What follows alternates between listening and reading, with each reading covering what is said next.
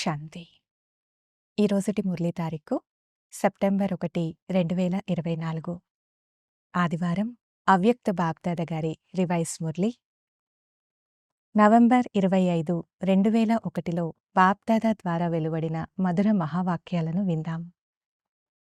ఈరోజుటి మురళీ సారం: ఆశీర్వాదాలు ఇవ్వండి, ఆశీర్వాదాలు తీసుకోండి.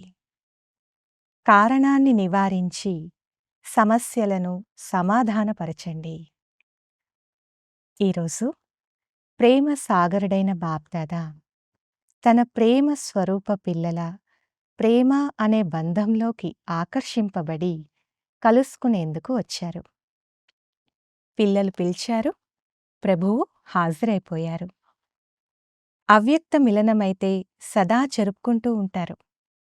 అయినప్పటికీ సాకార మిలనం కొరకు పిలిచారు కనుక బాప్దాదా పిల్లల విశాలమైన మేళాలోకి చేరుకున్నారు. పిల్లల స్నేహం, పిల్లల ప్రేమ చూసి బాప్దాదాకు సంతోషమవుతుంది. లోలోపలే మనస్సులో నలువైపులా ఉన్న పిల్లల గురించి వాహ్ శ్రేష్ఠ భాగ్యశాలి పిల్లలు వాహ్, భగవంతుని ప్రేమకు పాత్రులైన ఆత్మలు వాహ్ అనే పాట పాడతారు. ఇంత గొప్ప భాగ్యం, అది కూడా ఇంత సాధారణ రూపంలో సహజంగా ప్రాప్తి అవుతుందని స్వప్నంలో కూడా ఆలోచించలేదు. కాని ఈరోజు సాకార రూపంలో మీ భాగ్యాన్ని చూస్తున్నారు. దూరంగా ఉన్న పిల్లలు కూడా మిలనం చేస్తూ ఉండడాన్ని బాప్దాదా చూస్తూ ఉన్నారు. బాప్దాదా వారిని చూస్తూ వారితో కూడా మిలనం చేస్తున్నారు. మెజారిటీ మాతలకు గోల్డెన్ అవకాశం లభించింది. బాప్దాదాకు కూడా విశేషంగా శక్తి సైన్యాన్ని చూసి సంతోషమవుతుంది. 4 గోడల మధ్య ఉండే మాతలు తండ్రి ద్వారా విశ్వ కళ్యాణకారులుగా అయి విశ్వరాజ్యాధికారులుగా అయిపోయారు.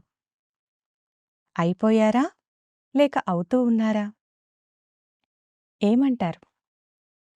అయిపోయారు కదా. విశ్వరాజ్యమనే వెన్నముద్ద మీ అందరి చేతిలో ఉంది కదా. మాతలెవరైతే మధువనానికి చేరుకున్నారో వారికి ఒక విషయం గురించి చాలా సంతోషముందని బాప్దాదా చూశారు. అది ఏ విషయం? బాప్దాదా మాతలైన మమ్మల్ని విశేషంగా పిలిచారు అనే సంతోషముంది కనుక మాతలపై విశేషమైన ప్రేమ ఉంది కదా. బాప్దాదా పిలిచారు, మమ్మల్ని బాబా పిలిచారంటే మేమెందుకు రాము అని నషాతో అంటారు. బాప్దాదా కూడా అందరి ఆత్మిక సంభాషణ వింటూ ఉంటారు. ఈ సంతోషం యొక్క నషాను చూస్తూ ఉంటారు. అలాగని పాండవులు కూడా తక్కువేమీ కాదు. పాండవులు లేకుండా కూడా విశ్వకార్యం సమాప్తం అవ్వజాలదు. కాని ఈరోజు విశేషంగా పాండవులు కూడా మాతలను ముందుంచారు. బాప్దాదా పిల్లలందరికీ పురుషార్థం యొక్క చాలా సహజ విధిని వినిపిస్తున్నారు. మాతలకు సహజమైనది కావాలి కదా.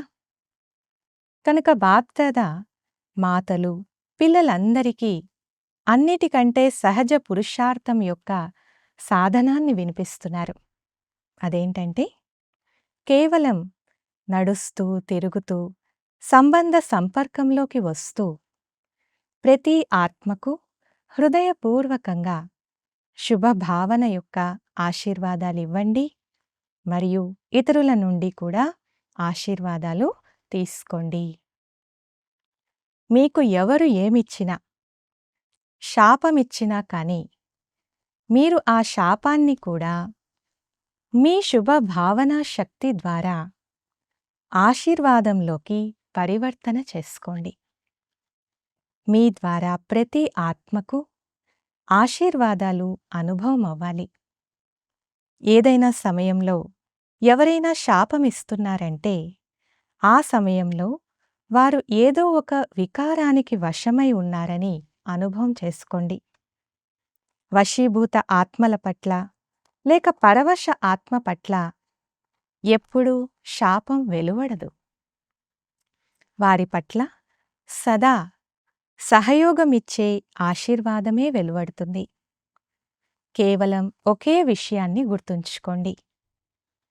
సంకల్పం ద్వారా, మాటల ద్వారా, కర్మల ద్వారా, సంబంధ సంపర్కం ద్వారా ఆశీర్వాదాలివ్వాలి, ఆశీర్వాదాలు తీసుకోవాలి. నిరంతరం ఈ ఒక్క కర్తవ్యమే చెయ్యాలి. ఒకవేళ ఎవరైనా ఆత్మ పట్ల ఏదైనా వ్యర్థ సంకల్పం లేక నెగెటివ్ సంకల్పం వచ్చినా కూడా నా కర్తవ్యమేంటి అని గుర్తుంచుకోండి. ఉదాహరణకు, ఎక్కడైనా అగ్ని అంటుకున్నప్పుడు అగ్నిని ఆర్పేవారు అక్కడ ఉంటే వారు అగ్నిని చూసి నీటిని వేసే తమ కర్తవ్యాన్ని మర్చిపోరు. మేము నీటిని వేసి అగ్నిని ఆర్పేవారమని వారికి గుర్తుంటుంది కదా. అలాగే ఎవరైనా ఏదైనా వికారమనే అగ్నికి వశమై ఏదైనా మీకు నచ్చని కార్యం చేస్తూ ఉంటే అప్పుడు ఏ ప్రకారమైన అగ్నినైనా ఆర్పివేసి ఆశీర్వాదమివ్వడం, శుభ భావన ద్వారా సహయోగమివ్వడం నా పని అని మీరు మీ కర్తవ్యాన్ని గుర్తు చేసుకోండి. మాతలు ఈ ఒక్క మాటను సహజంగా గుర్తుంచుకోవాలి. ఆశీర్వాదాలివ్వాలి, ఆశీర్వాదాలు తీసుకోవాలి. అచ్చా, ఇలాంటి సర్వ తీవ్ర పురుషార్థి శ్రేష్ఠ ఆత్మలకు సదా తండ్రి ప్రేమకు రిటర్న్ ఇచ్చే ధైర్యవంతులైన ఆత్మలకు సదా తమ విశేషతల ద్వారా ఇతరులను కూడా విశేష ఆత్మలుగా తయారు చేసే పుణ్యాత్మలైన పిల్లలకు సదా సమస్యగా అవ్వకుండా సమాధాన స్వరూపంగా అయి ముందుకు ఎగురుతూ వెళ్ళే విశేషమైన పిల్లలకు బాప్దాదా యొక్క ప్రియ స్మృతులు మరియు నమస్తే. ఈరోజుటి వరదానము: పాత సంస్కారాలు మరియు పాత ప్రపంచం యొక్క సంబంధాల ఆకర్షణ నుండి ముక్తంగా ఉండే డబల్ లైట్ ఫరిష్తా భవ.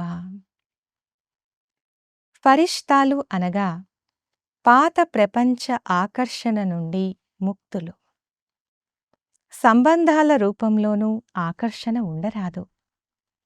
సొంత దేహం లేక ఇతర దేహధారి వ్యక్తులు లేక ఏదైనా వస్తువు వైపు కూడా ఆకర్షణ ఉండరాదు.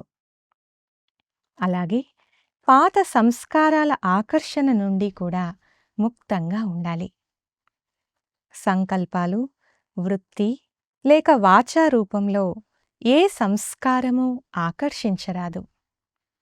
ఎప్పుడైతే ఇలా సర్వ ఆకర్షణల నుండి మరియు వ్యర్థ సమయము, వ్యర్థ సాంగత్యము, వ్యర్థ వాతావరణం నుండి ముక్తులుగా అవుతారో అప్పుడే డబల్ లైట్ ఫరిష్తాలని అంటారు. స్లోగన్: శాంతి శక్తి ద్వారా సర్వాత్మల పాలన చేసేవారే ఆత్మిక సంఘ సేవకులు. అచ్చా, ఓం శాంతి.